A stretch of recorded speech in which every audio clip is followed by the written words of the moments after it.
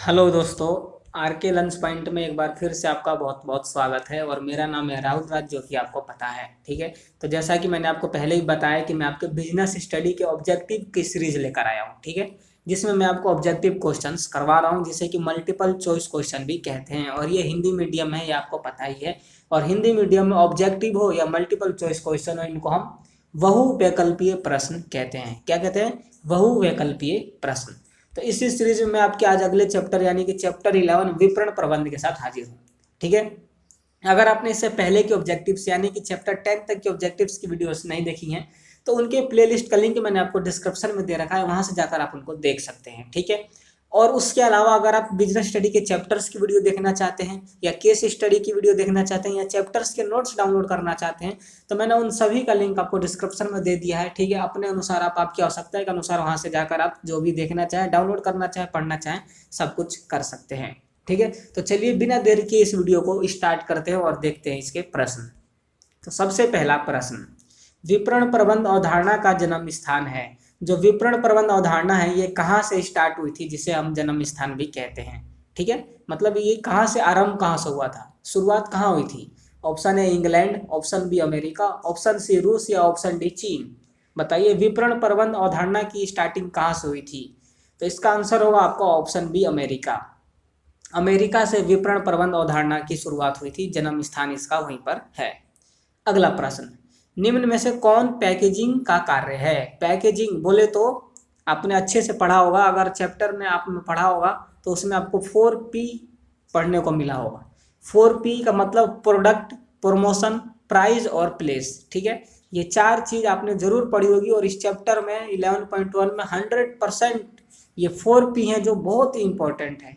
इससे ज़्यादा इंपॉर्टेंट और इसमें कुछ भी नहीं है। ठीक है। दो चार चीज़ और हैं जो कि इम्पोर्टेंट है, वो मैं आपको आगे चल के बताऊंगा कि इस चैप्टर से कौन कौन सी चीज़ें हैं जो कि इम्पोर्टेंट है। लेकिन जो 4P है ये बहुत ही 100% इम्पोर्टेंट है, और पेपर में इनमें से हमेशा सवाल पूछा जाता है। तो इस प्रश्न पर आते हैं, इसमें क्या पूछा है? इसमें पैकेजिंग का कार्य पूछा है। ठीक है। ऑप्शन है सुरक्षा, ऑप्शन बी सुविधा, ऑप्शन सी परिचय, या ऑप्शन डी सभी। तो बताइए पैकेजिंग के कार्य कौन कौन से होते हैं? कौन से होते हैं? ये सभी होते हैं। पैकेजिंग से एक अलग ही उसका परिचय बनता है, पैकेजिंग से सुविधा होती है कहीं भी ले जाने में, और प्रोडक्ट पैकेजिंग से सुरक्षित रहता है। ठीक है। किसी भी चीज़ को अगर हम कोई, जैसे आप लाते हैं टूथपेस्ट लाते हैं, तो वो किसी ना किसी पैकेजिंग डब्बे के अंदर आता है, तो उससे क्या होता है? एक तो उसकी पहचान बनती है अलग ही, ऊपर से ही बंदा पैकेजिंग को ही देख के समझ जाता है, अरे हाँ ये है वो कोलगेट, ये वो टूथपेस्ट जिससे हम ब्रश करते हैं। दूसरा सुविधा हो जाती है, मतलब एक जगह से दूसरी जगह ले जाने में, अगर आप एक टूथपेस्ट ला रहे हैं तब तो ठीक है, लेकिन अगर एक से ज़्यादा लेकर आ रहे हैं तो कैसे लेकर आएंगे? ठीक है। तो एक से ज़्यादा जब टूथपेस्ट लेके आते हैं तो उनकी अलग से एक कार्टन में पैकेजिंग होती है, तो उससे कहीं भी लाने ले जाने में सुविधा हो जाती है, और वो उस डब्बे के अंदर, कार्टन के अंदर सुरक्षित रहते हैं। तो ये पैकेजिंग के ये तीनों ही कार्य हैं। ठीक है। अगला प्रश्न देखते हैं, विपणन मिश्रण में सम्मिलित हैं। विपणन जो मिश्रण है, क्या क्या सम्मिलित है? वही 4P's जो मैंने अभी आपको पीछे बताया, बताना इनमें से क्या क्या उसमें है या नहीं है। ऑप्शन ए उत्पाद, प्रोडक्ट पहला P है, मूल्य यानी कि प्राइस है, स्थान यानी कि प्लेस ये भी है, ऑप्शन डी सभी। तो इसका आंसर होगा आपका सभी। ये सभी क्या है? विपणन मिश्रण में सम्मिलित हैं। अगला प्रश्न, विज्ञापन माना जाता है, विज्ञापन, विज्ञापन क्या माना जाता है? ऑप्शन ए व्यय, ऑप्शन बी विनियोग, ऑप्शन सी विलासिता, ऑप्शन डी बेवकूफ़ी। जो हम विज्ञापन करते हैं उसको हम क्या कहते हैं? क्या व्यय मतलब खर्चा कहते हैं, विनियोग कहते हैं, विनियोग का मतलब कि री इन्वेस्टमेंट, ठीक है, विलासिता कहते हैं, या बेवकूफ़ी कहते हैं? तो बताइए विज्ञापन को क्या कहा जाता है? तो विज्ञापन को हम विनियोग कहते हैं। ठीक है, विनियोग, क्योंकि व्यय तो वो होता है जो कि खर्च हो जाए, जिससे हमें कोई फायदा नहीं होना होता है। ठीक है। जैसे आपने कोई चीज खरीदी और उसके बदले में पैसा दे दिया, वो खर्च हो गया, अब उसका लेना देना खत्म। ठीक, वो होता है खर्च। किसी कोई प्रोडक्ट आपने खरीदा, पैसा दे दिया, वो होता है व्यय यानी खर्च। आपने प्रोडक्ट लिया, पैसा दे दिया, खर्च हो गया। विलासिता और बेवकूफ़ी, ये वो चीज़ें होती हैं जिनसे हमें कोई फायदा नहीं होना होता है। ठीक है। लेकिन विनियोग, विनियोग की बात करते हैं हम यहाँ पर। विनियोग वो होता है जिससे हमें आगे चल के फायदा होने वाला होता है। ठीक है। तो विज्ञापन को हम विनियोग कहते हैं। क्यों कहते हैं विनियोग? क्योंकि जो विज्ञापन हमने किया है वो ऐसा नहीं है कि हमने विज्ञापन कर दिया काम खत्म। जो विज्ञापन हमने किया है उससे क्या करेंगे, लोग देखेंगे, हमारे प्रोडक्ट के बारे में जानेंगे, उनसे उसकी अच्छाइयों के बारे में, उसके बारे में पता चलेगा, उसकी क्वालिटी के बारे में पता चलेगा। विज्ञापन में हर चीज के बारे में बताया जाता है। कोई भी प्रोडक्ट हो अगर उसका विज्ञापन करना है तो उस विज्ञापन में हर चीज बताई जाती है। इसकी क्वालिटी क्या है, इसका प्राइस क्या है, ठीक है, ये कहाँ पर उपलब्ध होगा, प्लेस क्या है, इसका सब कुछ बताया जाता है। तो इससे जो ग्राहक होता है उसकी तरफ आकर्षित होता है और उससे क्या होता है कि मार्केटिंग हमारी, उसकी प्रोडक्ट की जो सेल्स होती है वो ज़्यादा होती है, जिससे कि हमें प्रॉफिट होता है। तो इसलिए इसको विनियोग कहा जाता है। ठीक है, याद रखिएगा, विज्ञापन को हमें बेवकूफ़ी, विलासिता या खर्च व्यय नहीं कहते, इसको हम क्या कहते हैं, विनियोग कहते हैं। अगला प्रश्न देख लेते हैं, विपणन अवधारणा का महत्व। विपणन अवधारणा के महत्व आपको बताना है किसको होता है, समाज को, उपभोक्ता को, उत्पादकों को या तीनों को। तो बताइए आपको क्या लगता है विपणन अवधारणा का महत्व क्या है, इससे किसको लाभ होता है? तो विपणन अवधारणा से सभी को ही लाभ होता है। ठीक है, चाहे वो समाज हो, चाहे उपभोक्ता हो, चाहे उत्पादक हो, इन तीनों को ही विपणन अवधारणा के महत्व में देखा जाता है, इन तीनों को ही लाभ होता है। अगला प्रश्न, एक उत्पाद जिसका भौतिक अस्तित्व है, एक प्रोडक्ट जिसका कि भौतिक अस्तित्व है यानी कि फिजिकल अस्तित्व है, वो एक सेवा है या एक माल है या एक वो अभिव्यक्ति है या एक अवधारणा है? बताइए क्या है भौतिक अस्तित्व यानी कि फिजिकल, क्या है वो, एक सेवा है या माल है, क्या है बताइए? तो जिस चीज़ को हम देख सकते हैं, उठा सकते हैं, ठीक है, तो वो क्या होता है, वो माल होता है। जैसे कोई आपने प्रोडक्ट खरीदा जिसे कि आप उठा के घर ला सकते हो, तो वो क्या हुआ, उसे हम माल कह सकते हैं, सेवा नहीं कह सकते। क्यों नहीं कह सकते? क्योंकि हम सेवा को देख नहीं सकते, ठीक है, उसे महसूस किया जा सकता है। सेवा जैसे कि टेलीफोन लाइन, बिजली, है ना, हवा, ये सारी क्या होती हैं। कूलर अगर हवा फेंक रहा है तो आप हवा को नहीं देख सकते। कूलर तो एक प्रोडक्ट है, माल है, लेकिन उसमें से जो हवा आ रही है वो सेवा है। ठीक है, आप फोन खरीद कर लाए, वो प्रोडक्ट है, एक माल है, लेकिन फोन से आप जहाँ पर बात कर रहे हैं वो एक सेवा है। ठीक है, तो बहुत सारे एग्जाम्पल्स होते हैं जिसमें कि सेवा और माल दोनों ही इंक्लूड होते हैं। जैसे कि मोबाइल फ़ोन, मोबाइल फ़ोन तो आप खरीद के ले आए, वो आपका क्या हो गया, एक माल हो गया। ठीक है, लेकिन मोबाइल फ़ोन से जब आप बात करेंगे, सिम डाली उसने, आपने एयरटेल की सिम, जियो की सिम, जोन सी सिम आपके पास है वो आपने सिम डाली, ठीक है, नेटवर्क आया आपका और आपने कॉल लगाया, आप बात कर रहे हैं, तो वो उस टाइम जो बात कर रहे हैं वो क्या हुआ, वो माल स्टॉक यानी कि वो सॉरी प्रोडक्ट हुआ? नहीं, वो प्रोडक्ट नहीं, वो सेवा होती है। ठीक है, चलिए अब अगले प्रश्न की ओर चलते हैं। विपणन का लाभ है, विपणन का लाभ उपभोक्ता को होता है, व्यवसायियों को होता है, निर्माताओं को होता है या सभी को होता है? विपणन का लाभ किसे किसे होता है? तो पीछे ही बताया मैंने आपको कि सभी को होता है। ठीक है, चाहे उपभोक्ता हो, व्यवसाय हो, चाहे निर्माता हो, कोई भी हो, विपणन का लाभ सभी को होता है। ठीक है, अगला प्रश्न, विपणन व्यय भार है। विपणन ज़्यादा खर्चेलू है, ठीक है, उद्योग पर, व्यवसायियों पर या उपभोक्ताओं पर, या ऑप्शन डी कोई भी नहीं। जो विपणन है वो व्यय भार है, मतलब एक तरीके का बोझ है, किस पर, उद्योग पर या व्यवसायियों पर या उपभोक्ताओं पर, या किसी पर भी नहीं है? बताइए ऑप्शन कौन सा इनमें सही है? जो विपणन है वो उपभोक्ताओं के लिए एक फालतू का खर्चा है, व्यय है, उपभोक्ताओं को ऊपर इससे का भार पड़ता है। ठीक है, क्योंकि उपभोक्ता को विपणन से तो कोई लेना देना है ही नहीं, वो सीधा जाएगा सामान खरीद के ले आएगा। विपणन की आवश्यकता किसे पड़ती है? उद्योग को पड़ती है और व्यवसायियों को पड़ती है। क्यों पड़ती है? कि ताकि वो अपना माल ग्राहक तक पहुंचा सके, उसकी एडवर्टाइजमेंट कर सके, प्रमोशन कर सके। ठीक है, इन सारी चीज़ों को करने के लिए विपणन का प्रयोग किया जाता है और इसका प्रयोग उद्योगपति या व्यवसायी करते हैं, उपभोक्ता नहीं करते। इसका भार वैसी विपणन का भार उपभोक्ताओं को ऊपर पड़ता है। क्यों पड़ता है? क्योंकि अगर उद्योग और व्यवसायी जो विपणन करते हैं और उस पर जो वो खर्च आता है वो अपनी जेब से नहीं देते। जैसे बात कर लेते हैं यहाँ पर एडवर्टाइजमेंट की, विज्ञापन की। ठीक है, किसकी बात करते हैं हम यहाँ पर? विज्ञापन की। ठीक है, जो कि विपणन के अंदर ही आता है, मार्केटिंग के अंदर आता है। तो जब विज्ञापन करने में जिसने भी खर्च किया, उद्योग हो चाहे व्यवसायी हो, उसने खर्च किया विज्ञापन में, खर्च कर दिया, तो वो क्या, वो जो खर्च हुआ वो अपनी जेब से देगा? नहीं देगा। जिस प्रोडक्ट का उसने विज्ञापन करा, मान लीजिए टूथपेस्ट का, उसने क्या करा, ऐड दिया उसने। ठीक है, उसने एक टूथपेस्ट का यहाँ पर ऐड दे दिया, एक टूथपेस्ट मान लेते हैं, ऐड दिया, तो इस ऐड पे जो भी खर्चा आया, मान लेते हैं 20 रुपए का खर्चा आया, तो ये 20 रुपए जो है ये उद्योगपति या व्यवसायी या अपनी जेब से नहीं देगा। जब ये प्रोडक्ट बिकेगा, ये कोलगेट बिकेगा, टूथपेस्ट बिकेगा, तो उसका प्राइस अगर मान लीजिए 15 रुपए है, तो इसके साथ ही वो क्या करेगा, विज्ञापन का जो खर्चा आया वो भी ऐड करेगा। ठीक है, ऐड कर देगा और टोटल कर देगा, तो अब ये 20 रुपए हो गए। ठीक है, तो अब जो टूथपेस्ट की प्राइस 15 रुपए थी, उसमें विज्ञापन का जो खर्च था वो ऐड करने के बाद उसकी कीमत कितनी हो गई, 20 रुपए हो गई। ठीक है, तो ये जो एडवर्टाइजमेंट का खर्चा था वो फालतू भार पड़ा किसके ऊपर, उपभोक्ता के ऊपर, क्योंकि इनको खरीदता कौन है, उपभोक्ता खरीदता है। ठीक है, तो इसलिए जो विपणन है एक तरीके से उपभोक्ताओं के ऊपर ये फालतू का खर्चा का भार पड़ता है इससे। ठीक है, तो चलिए अब अगले प्रश्न की ओर चलते हैं। उपयोगिताओं के समूह का अर्थ। उपयोगिताओं के समूह का अर्थ क्या है, क्रेता, विक्रेता, उत्पाद या बाजार। उपयोगिताओं का समूह का अर्थ बताना, ध्यान रखिएगा उपयोगिताओं के समूह का अर्थ क्या होता है, बताइए क्या होता है। तो उपयोगिताओं के समूह का अर्थ होता है उत्पाद, क्योंकि हम उत्पाद को ही किसी भी उपयोग में लाते हैं। क्रेता विक्रेता बाजार को उपयोग में नहीं लाते, किसका उपयोग करते हैं हम, उत्पाद का, प्रोडक्ट का उपयोग करते हैं। ठीक है, अगला प्रश्न, विपणन पर व्यय किया गया धन। विपणन पर खर्च किया गया धन क्या है, बर्बादी है, लाभदायक है, आवश्यक है या विनियोजन है। बताइए, ये प्रश्न हम पीछे भी कर चुके हैं, बस इस प्रश्न को यहाँ पर थोड़ा सा चेंज करके दिया गया है, पेपर में कैसे भी पूछा जा सकता है। तो इसका आंसर क्या होगा, विनियोजन।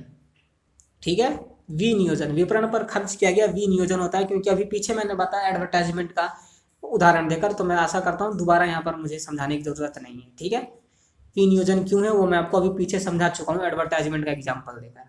तो इसका आंसर होगा आपका ऑप्शन डी, विनियोजन। चलिए अब अगले प्रश्न की ओर चलते हैं। विपणन विचारधारा का केंद्र बिंदु होता है। जो विपणन विचारधारा है इसका केंद्र बिंदु क्या है, ऑप्शन ए उपभोक्ता संतुष्टि, ऑप्शन बी उपभोक्ता कल्याण, ऑप्शन सी उत्पाद की गुणवत्ता या ऑप्शन डी उत्पाद की मात्रा। विपणन विचारधारा क्या कहती है, बताइए क्या होगा आंसर। विपणन विचारधारा का जो केंद्र बिंदु है, मेन बात है, इंपॉर्टेंस जो जिसको देती है विपणन विचारधारा, वो उपभोक्ता संतुष्टि को देती है। विपणन विचारधारा में ये कहा गया है कि अगर उनके प्रोडक्ट से उपभोक्ता संतुष्ट है तो ठीक है, अगर उपभोक्ता संतुष्ट नहीं है तो चाहे उसमें तुम कुछ भी कर लो वो आपका प्रोडक्ट को खरीदेगा नहीं। ठीक है, सबसे जो इम्पोर्टेंट बात है विपणन विचारधारा में याद कीजिएगा क्या है, वो उपभोक्ता संतुष्टि है। अगला प्रश्न देख लेते हैं, निम्न में से विपणन का कार्य कौन सा है। विपणन का कार्य पूछा गया है, प्रमोशन है, भौतिक वितरण है, परिवहन भी है, तो क्या हो गए सभी, ये सारे क्या हैं, विपणन के कार्य हैं। यहाँ पर मैं बता दूं विपणन के 12 कार्य हैं। ठीक है, विपणन के 12 कार्य हैं, यहाँ पर 3 ही दिए हुए हैं। विपणन के 12 कार्य हैं, ये याद कर लीजिएगा, ये भी इस चैप्टर से इंपॉर्टेंट है। विपणन के कार्य मैंने बता दिए 12 कार्य हैं। ठीक है, याद कर लीजिएगा, इंपॉर्टेंट है ये भी पेपर की दृष्टिकोण से। ठीक है, तो चलिए अब अगले प्रश्न की ओर चलते हैं।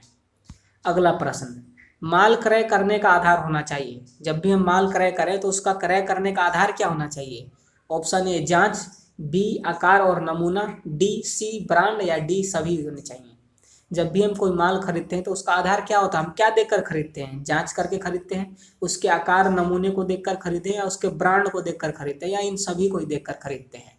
हम ऐसा क्या देखते हैं जो कि खरीदते हैं, तो इसका आंसर होगा आपका सभी, ऑप्शन डी। हम सभी चीज़ को देखते हैं, उसके ब्रांड को देखते हैं, आकार को देखते हैं और उसकी जांच भी करते हैं कि इसकी क्वालिटी कैसी है, सही है या नहीं है। ठीक है, तो इन सभी चीज़ों को देखने के बाद ही हम कोई भी माल क्रय करते हैं, तो इसका आंसर क्या होगा, ऑप्शन डी।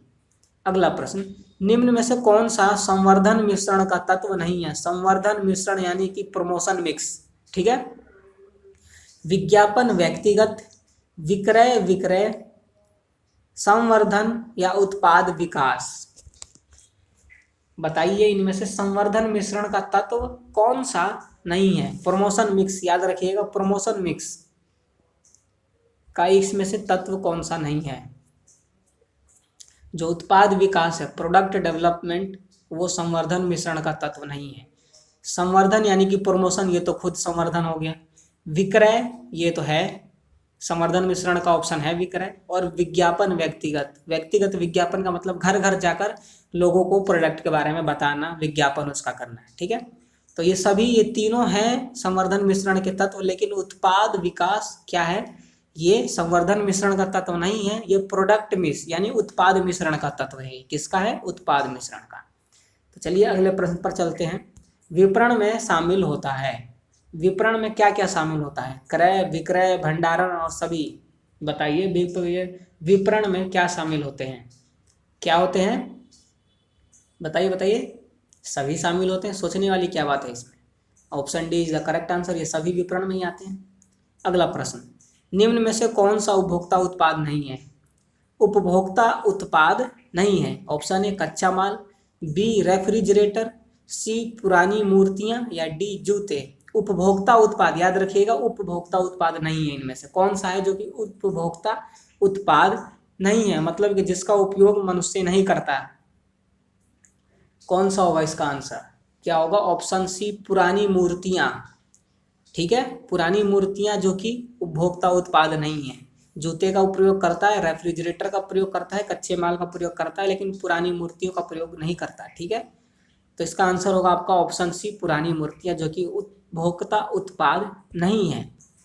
अगर वीडियो आपको अच्छी लग रही हो तो वीडियो को लाइक कर दीजिएगा। अगर आपको लगता है कि इसका आंसर मैंने जो अभी बताया वो नहीं है, कोई और आंसर है, तो जरूर कमेंट कीजिएगा ताकि मैं आपको उसको कंफर्म कर सकूं, ठीक है। और अपने दोस्तों के साथ शेयर जरूर कीजिएगा जो बिजनेस स्टडी को हिंदी में पढ़ना चाहते हैं। तो चलिए अगला प्रश्न देखते हैं। विपणन मिश्रण में शामिल नहीं होता, विपणन मिश्रण में क्या शामिल नहीं होता। ऑप्शन ए मूल्य, दूसरा है उत्पाद, सी पदोन्नति या ऑप्शन डी उपभोक्ता संरक्षण। बताइए विपणन मिश्रण में क्या चीज होती है जो कि शामिल नहीं होती। तो option D is the correct answer, उपभोक्ता संरक्षण है जो कि विपणन मिश्रण में शामिल नहीं होता, ठीक है। मूल्य शामिल होता है, उत्पाद, मूल्य का मतलब प्राइस, उत्पाद का मतलब प्रोडक्ट, और पदोन्नति का मतलब यहाँ पर प्रमोशन कह सकते हैं। तो जो उपभोक्ता संरक्षण है ये विपणन मिश्रण में नहीं होता, क्योंकि उपभोक्ता संरक्षण एक अलग चैप्टर है ना। आपने अपनी बुक में भी देखा होगा बिजनेस स्टडी में कि उपभोक्ता संरक्षण का जो चैप्टर है, चैप्टर 12, वो अलग चैप्टर है, वो 11वें चैप्टर यानी कि विपणन प्रबंध में नहीं है। तो इसलिए क्या है, विपणन मिश्रण में उपभोक्ता संरक्षण शामिल नहीं किया जाता। अगला प्रश्न, एक उत्पाद के जीवन चक्र में भिन्न चरण क्या हैं। एक उत्पाद के जीवन साइकिल में चरण कौन कौन से हैं, विकास, अवनति, उन्नति या कोई नहीं। बताइए क्या होगा इसका करेक्ट आंसर। उत्पाद के जीवन चक्र में भिन्न चरण कौन से हैं, तो विकास है, ठीक है। क्या है, विकास। अगला प्रश्न देख लेते हैं। ग्राहक बाजार का होता है, ग्राहक बाजार का क्या होता है, लाकर, मालिक, राजा या देशद्रोही। जो ग्राहक है वो बाजार का क्या होता है, वो क्या होता है, ग्राहक बाजार का राजा होता है, बोल सकते हैं। जो ग्राहक चाहता है मार्केट में वही उपलब्ध होना होता है। अगर जैसे आप मान लीजिए उत्पादक हैं और बाजार में जो चीज़ की मांग करता है उपभोक्ता, ग्राहक जिस चीज़ की मांग करता है, अगर वो चीज़ आप बाजार में उपलब्ध नहीं करवा पा रहे तो आपका प्रोडक्शन करना बेकार है, क्योंकि आपके जो प्रोडक्ट्स हैं वो बिकेंगे नहीं, क्योंकि उनकी मांग बाजार में नहीं है, ठीक है। तो जब भी उत्पादक होते हैं वो किसके अनुसार उत्पादन करते हैं, वो उपभोक्ता ग्राहक के अनुसार उत्पादन करते हैं। ग्राहक जो चीज़ चाहता है उसी चीज़ का वो उत्पादन करते हैं, ठीक है। अगला प्रश्न, विज्ञापन का माध्यम है, विज्ञापन के माध्यम बताने आपको कौन कौन से हैं। नमूने, प्रीमियम, डायरी कैलेंडर और प्रदर्शन। बताइए इनमें से विज्ञापन का माध्यम क्या है, किस माध्यम से हम विज्ञापन करते हैं। डायरी कैलेंडर से करते हैं, किससे करते हैं, डायरी कैलेंडर से। नमूने विज्ञापन का माध्यम है, नहीं है, ये प्रमोशन का माध्यम है। प्रीमियम ये भी प्रमोशन का माध्यम है, और प्रदर्शन करना ये भी सेल्स प्रमोशन के माध्यम है। ये तीनों ए, बी और डी जो ऑप्शन है ये सेल्स प्रमोशन के माध्यम है, यानी कि विक्रय संवर्धन के माध्यम है। लेकिन जो डायरी कैलेंडर हो गया ये आपका विज्ञापन का माध्यम है। कोई भी अगर डायरी बन रही हो तो उसमें अपने उसको प्रिंट करवा के कैलेंडर के रूप में उसका हम विज्ञापन कर सकते हैं, और आपने देखा भी होगा, ठीक है। तो अगला प्रश्न, ऐसी हम ट्रिक बता देता हूँ आपको कि कैसे करते हैं। मान लीजिए इसका आंसर आपको नहीं आता था, ठीक है, एक बार इसको हम इरेज करते हैं। मान लीजिए इसका आंसर आपको नहीं पता था कि विज्ञापन का माध्यम क्या है, तो आपको ये तो पता होगा कि सेल्स प्रमोशन कैसे कैसे किया जाता है, विक्रय संवर्धन कैसे करते हैं, नमूना देते हैं विक्रय सेल्स को, जैसे कोई प्रोडक्शन होता है तो उसके नमूने बांटते हैं कि भाई देखो ये प्रोडक्ट है हमारा कैसा है, क्वालिटी कैसी है, अच्छी है नहीं है, ठीक है। प्रीमियम करते हैं उसके ऊपर और प्रदर्शन करते हैं। तो ये जो तीनों चीज़ हैं, अगर ये आपको पता लग गया है कि ये सेल्स प्रमोशन के लिए किए जाते हैं, तो जो बचा ऑप्शन सी उस पर टिक कर दीजिए, क्योंकि वही बचाव खुचाव वही राइट आंसर होगा, ठीक है। तो इनमें से दो चीज़ों में से एक चीज़ आपको पता होना चाहिए। ऑप्शन देखिए, ऑप्शन के अनुसार फिर आप उसका आंसर ढूंढ सकते हैं, जैसे कि यहाँ पर हमने किया कि हमें विज्ञापन का माध्यम नहीं पता लेकिन हमें सेल्स प्रमोशंस के पता है कि क्या क्या किया जाता है, तो उससे भी हम अपने आंसर को ढूंढ सकते हैं, ठीक है। तो चलिए अगले प्रश्न पर चलते हैं। उत्पाद मिश्रण को प्रभावित करने वाले घटक हैं। उत्पाद यानी प्रोडक्ट मिक्स को प्रभावित करने वाले घटक, ऑप्शन ए मार्केटिंग, बी उत्पाद, सी वित्तीय या डी सभी। प्रोडक्ट मिक्स को कौन कौन से घटक प्रभावित करते हैं बताइए। मार्केट प्रभावित करता है। कौन करता है? मार्केट। अगर जिस प्रोडक्ट को हमने उत्पादित किया अगर उसकी मांग ही नहीं है मार्केट में, तो उसको उत्पादित करने का, बनाने का क्या फायदा? क्यों फायदा नहीं है? क्योंकि वो बिकेगा ही नहीं। जब ग्राहक उसकी मांग करेगा जब तो वो खरीदेगा, उसने मांगा है नहीं और आपने दे दिया, तो क्या वो लेगा? नहीं लेगा। तो जो उत्पाद मिश्रण को प्रभावित करने वाले घटक हैं उन कौन से हैं? वो मार्केटिंग है, मार्केट है, ठीक है। उत्पाद तो खुद है ही, वित्तीय भी इससे नहीं होता, ठीक है। तो बचा क्या? मार्केटिंग। मार्केटिंग है जो कि वो उत्पाद मिश्रण को प्रभावित करता है, ठीक है। अगला प्रश्न, फुटकर व्यापारी माल भेजता है। फुटकर व्यापारी किसको माल भेजता है? उपभोक्ताओं को, उत्पादकों को, या थोक व्यापारियों को, या सभी को? फुटकर व्यापारी, याद रखिएगा, फुटकर व्यापारी किसको माल भेजता है? उपभोक्ता को भेजता है, ठीक है। क्योंकि जो उत्पादक होते हैं वो थोक व्यापारी को भेजते हैं, जो उत्पादक होते हैं वो थोक व्यापारी को देते हैं माल, और जो थोक व्यापारी वाला होता है वो फुटकर व्यापारी को देता है, ठीक है। और फुटकर व्यापारी उपभोक्ता तक पहुंचाता है। ये है चेन सिस्टम जिससे कि माल भेजा जाता है ग्राहकों तक, ठीक है। अगला प्रश्न देख लेते हैं। वस्तुओं के संग्रह का काम करता है। वस्तुओं के संग्रह का काम कौन करता है? संग्रह का मतलब वेयर हाउस बोल सकते हैं। ऑप्शन ए फुटकर व्यापारी, ऑप्शन बी उत्पादक, या ऑप्शन सी थोक व्यापारी, या ऑप्शन डी सभी। वस्तुओं के संग्रह का काम कौन करता है बताइए। थोक व्यापारी करता है। थोक व्यापारी का मतलब जो बहुत सारा माल एक साथ खरीदता हो वही तो उनको रखेगा ना, इकट्ठा तो वही करके रखेगा। क्योंकि उत्पादक क्या करता है? उत्पादन करता है और धड़ाधड़ थोक व्यापारी को बेचता है, वो रखता नहीं है, बेचता है। फुटकर व्यापारी क्या करता है? थोक व्यापारियों से खरीदते हैं और उपभोक्ता को बेचते हैं, फटाफट फटाफट बेचते हैं। लेकिन थोक व्यापारी क्या करता है कि वो एक साथ बहुत सारा माल क्रय कर लेता है और उसका स्टॉक बनाकर रखता है, जिसे संग्रह करना कहते हैं, ठीक है। और वो धीरे धीरे फिर फुटकर व्यापारियों तक पहुंचाता है, जिससे कि वो फुटकर व्यापारी उपभोक्ताओं तक पहुंचाते हैं। तो इसका आंसर क्या होगा आपका? ऑप्शन सी थोक व्यापारी, जो कि वस्तुओं का संग्रह करते हैं। अगला प्रश्न, विभागीय भंडार अधिक लोकप्रिय है। जो विभागीय भंडार होता है वो अधिक लोकप्रिय है। ऑप्शन ए चीन में, भारत में, अमेरिका में, या रूस में। बताइए कि जो विभागीय भंडार है वो अधिक प्रिय कहाँ पर है, लोकप्रिय कहाँ पर है? तो अमेरिका में है। कहाँ पर है? अमेरिका में। जो विभागीय भंडार अधिक लोकप्रिय है वो अमेरिका में है, ठीक है। चलिए अगला प्रश्न देख लेते हैं। बहुसंख्यक दुकानों पर वस्तुएं बेची जाती हैं। बहुसंख्यक, जो बहुत सारी दुकानें ऐसी हैं जहाँ पर वस्तुएं बेची जाती हैं, बड़ी बड़ी दुकानें। बहुसंख्यक बोले तो बहुत ज़्यादा दुकानों वाली, जैसे कि बोल सकते हैं मॉल। मॉल होते हैं ना, मॉल आपने देखा होगा, बहुसंख्यक, उसमें बहुत सारी दुकानें होती हैं। तो उनमें वस्तुएं कैसी बेची जाती है? नगद उधार, या नगद उधार दोनों, या धोखाधड़ी से? बताइए। आप मॉल में गए भी होंगे और आपने देखा भी वहाँ पर कौन कौन सी फैसिलिटी उपलब्ध है, वहाँ पर हम प्रोडक्ट कैसे खरीदते हैं। तो वहाँ पर option A is the correct answer. नगद बेचा जाता है, उधार नहीं बेचा जाता, ना ही धोखाधड़ी से बेचा जाता है, ठीक है। केवल वहाँ पर नगद माल क्रय किया जाता है। अगला, अच्छे ब्रांड की विशेषताएं हैं। अच्छे ब्रांड की क्या विशेषताएं होती हैं? छोटा नाम, याद रखने में आसानी और आकर्षक, या ऑप्शन डी सभी।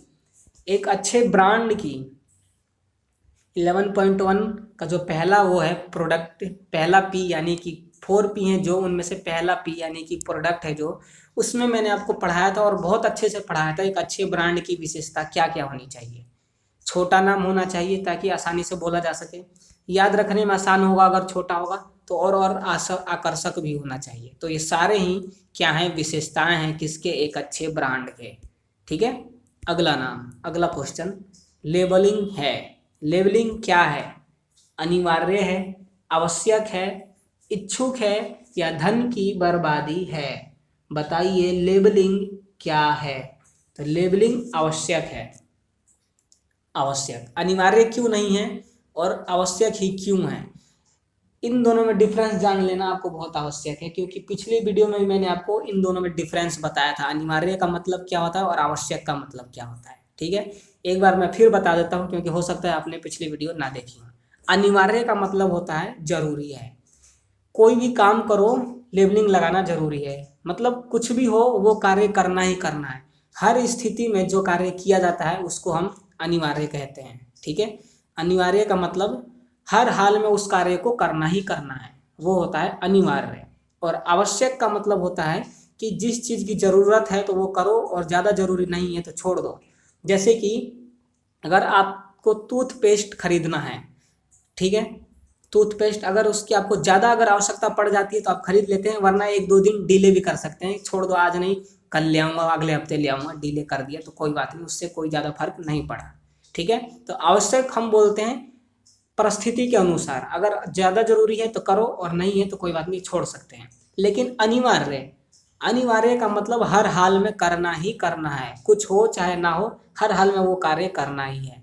ठीक है, जैसे कि अगर आप अकाउंटेंसी पढ़ते हैं तो उसमें चार्ज अगेंस्ट प्रॉफिट आपने पढ़ा होगा, चार्ज, चार्ज अगेंस्ट, ठीक है, प्रॉफिट, चार्ज अगेंस्ट प्रॉफिट आपने पढ़ा होगा। ये क्या होता है, इस पर जो भी हमने प्रॉफिट देना होता है, इंटरेस्ट, प्रॉफिट नहीं, इंटरेस्ट देना होता है, हर हाल में देना ही है हमें, हमें चाहे लॉस हो चाहे प्रॉफिट हो, लेकिन इसके ऊपर जो हमें इंटरेस्ट देना है वो देना है तो देना ही है, वो अनिवार्य है। वहाँ पर जो चार्ज अगेंस्ट इंटरेस्ट होता है, चार्ज अगेंस्ट प्रॉफिट, उस पर इंटरेस्ट हमने देना ही होता है कंपनी को, चाहे लॉस हो चाहे प्रॉफिट हो।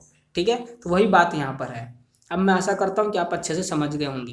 तो यहाँ पर आंसर क्या होगा आपका, लेबलिंग आवश्यक है, क्योंकि सारे प्रोडक्ट ऐसे नहीं होते जिस पर लेबल किया जाए, लेकिन कुछ प्रोडक्ट ऐसे होते हैं जिस पर लेबलिंग करना आवश्यक होता है। जैसे मेडिसिन की दवाइयाँ होती हैं, उन पर आवश्यक होता है लेबलिंग लगाना, ताकि उस पर लोग उसको पढ़ के समझ सके कि दवाइयों को लेना कैसे है।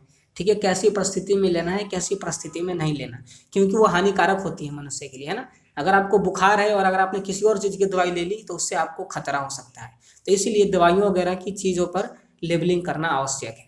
और बाकी के वैसे तो सभी पर ही लेबलिंग करते हैं, वो लेबलिंग इसलिए करते हैं ताकि उसके प्रोडक्ट के बारे में जानकारी लोगों को मिल सके। अगर आप बिस्किट का पैकेट खरीदते हैं तो उस पर भी आपको लेबलिंग मिलती है, लेबलिंग में आपको वो सारी चीज़ें दी जाती हैं कि बिस्किट कैसे बनाया है, किस मात्रा में क्या डाला हुआ है, ठीक है, मैन्युफैक्चरिंग डेट है, एक्सपायरी डेट है, सब कुछ दिया होता है।